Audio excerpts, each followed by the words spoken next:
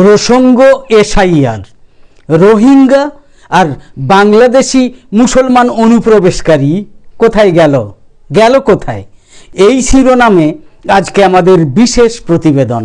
প্রতিদিনের মতো আজকের প্রতিবেদন উপস্থাপন করছি আমি জাকির হোসেন শেখ আর ক্যামেরায় রুবিনা খাতুন। বারবার বলছি, দয়া করে সত্যের মুখোমুখি হন। বুকে হাত দিয়ে বলুন না, এসআইআর পর্বে রোহিঙ্গা আর বাংলাদেশি মুসলমান অনুপ্রবেশকারীরা কোথায় গেল?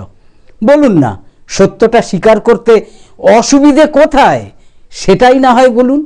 কয়েক মাস আগে বিহার বিধানসভার নির্বাচন হয়ে গেল, আর আগামী বছর পশ্চিমবঙ্গ, অসম সহ 5টা রাজ্যের বিধানসভা ভোট রয়েছে। আমরা দেখছি ভোটে যাওয়া রাজ্যগুলোতে প্রচারে গিয়ে প্রধানমন্ত্রী নরেন্দ্র মোদী বুঝিয়ে দিচ্ছেন যে বিভাজনের রাজনীতিকে শিরোধার্য করে অনুপ্রবেশকেই তিনি বিরোধীদের আক্রমণ করার প্রধান অস্ত্র করে তুলবেন, এর ব্যতিক্রম তিনি ঘটাবেন না। এই ইস্যুতে বিহারে তিনি কাঠগড়ায় তুলেছেন বিরোধী ইন্ডিয়া জোটকে। পশ্চিমবঙ্গে তার লক্ষ্য হচ্ছে শাসক তৃণমূল কংগ্রেস, অসমে তার লক্ষ্য হচ্ছে আবার জাতীয় কংগ্রেস। আসলে গেরুয়া বাহিনীর চোখে অনুপ্রবেশকারী, কোট আনকোট অনুপ্রবেশকারী মানে হচ্ছে বাংলাদেশের মুসলমান এবং মায়ানমারের রোহিঙ্গারা। এদের দেশ ছাড়া করতে এনআরসি, সিএ জুজুতে বিশেষ কাজ হয়নি দেখে আসরে নেমেছে এবার জাতীয় নির্বাচন কমিশনের এসআইআর। নির্বাচনে যাওয়া রাজ্যগুলোতে প্রায় যুদ্ধকালীন তৎপরতায় ভোটার তালিকার বিশেষ নিবিড় সংশোধন, মানে স্পেশাল ইন্টেনসিভ রিভিশন, সংক্ষেপে যাকে বলে এসআইআর করা হচ্ছে। এসআইআর শুরুর আগে হিন্দুত্ববাদীদের দাবি ছিল প্রতিটা রাজ্যে অন্তত 1 কোটির বেশি অনুপ্রবেশকারীর নাম রয়েছে। বাংলাদেশি মুসলমান, মায়ানমারের রোহিঙ্গা মুসলমান, এই নিয়ে 1 কোটি। কিন্তু বাস্তবে দেখা গেল কি, বিহারে চূড়ান্ত ভোটার তালিকা থেকে যে 47 লক্ষ নাম বাদ পড়েছে, তার মধ্যে কতজন অনুপ্রবেশকারী সেটা আজও জানাতে পারেনি নির্বাচন কমিশন। গত 16ই ডিসেম্বর পশ্চিমবঙ্গের যে খসড়া ভোটার তালিকা প্রকাশিত হয়েছে এসআইআর পর্বে, তাতে দেখা যাচ্ছে 58 লক্ষের নাম বাদ থাকলেও অনুপ্রবেশকারীদের সংখ্যা নিয়ে কোনো উচ্চবাচ্য নেই। বরং 2টো রাজ্যেই দেখা গিয়েছে প্রত্যাশার তুলনায় হিন্দুদের নাম বেশি সংখ্যায় বাদ পড়েছে। এর চেয়েও নির্মম সত্য হচ্ছে, অসমে 2026-এ ভোট থাকলেও সেই রাজ্যে কিন্তু ভোটার তালিকা সংশোধনের ঝুঁকি নেয়নি নির্বাচন কমিশন। কেন? কারণ তাতে ক্ষমতাসীন বিজেপির ভোট ব্যাংকে চির ধরতে পারে বলে আশঙ্কা। বলা বাহুল্য, প্রধানমন্ত্রী নরেন্দ্র মোদীর ভাষণে অত্যন্ত পছন্দের বিষয় হচ্ছে ঘুষপেটিয়া। অথচ এই ঘুষপেটিয়া ধরতেই তো অসমে এনআরসি করা হয়েছিল। কিন্তু তার ফল কি হয়েছে সেটা অনেকেরই জানা। এখন গরুর রচনার মতো গল্প ফেঁদে দায় ঠেলে দিচ্ছেন কংগ্রেসের ঘাড়ে। আসলে অনুপ্রবেশ সমস্যা মোকাবিলায় কেন্দ্র ব্যর্থ হলেও তারপরও নরেন্দ্র মোদী থামতে কিন্তু রাজি নন। বলা যায় অনুপ্রবেশের ভূত দেখছেন তিনি অহরহ। গত শনিবার অসমে গিয়ে তিনি অভিযোগ করেছেন, অসমের মানুষের পরিচয় নিয়ে কংগ্রেস চিন্তিত নয়, ওরা নাকি বাংলাদেশি অনুপ্রবেশকারীদের বেশি পছন্দ করে। কংগ্রেস ওদের থাকার ব্যবস্থা করে দিয়েছে, বাঁচানোর চেষ্টা করছে। তাই তো কংগ্রেস ভোটার তালিকা সংশোধনের কাজে প্রতিবাদ জানাচ্ছে। কে বলেছেন?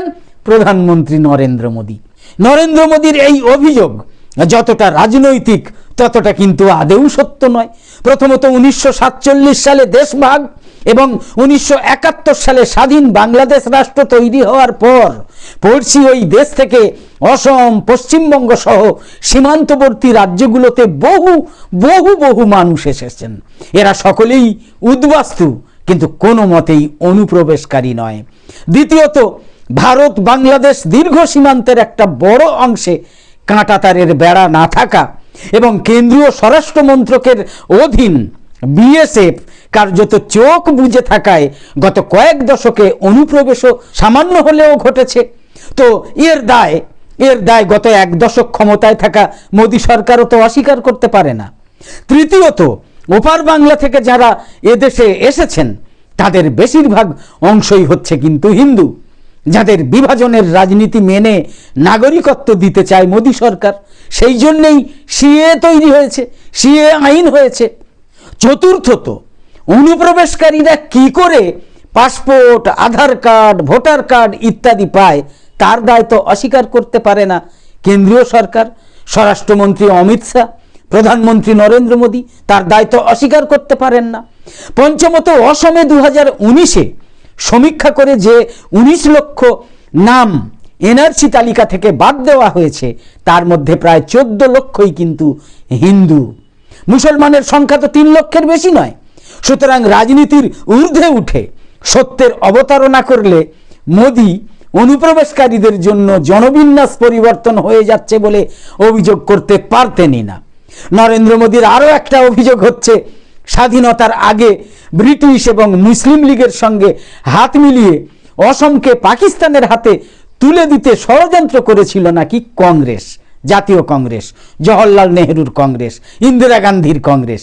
কিন্তু ঐতিহাসিক সত্য হচ্ছে এটাই যে দেশভাগের নকশায় কখনোই কিন্তু অসমকে পূর্ব পাকিস্তানের সঙ্গে যুক্ত করার কথা ওঠেনি।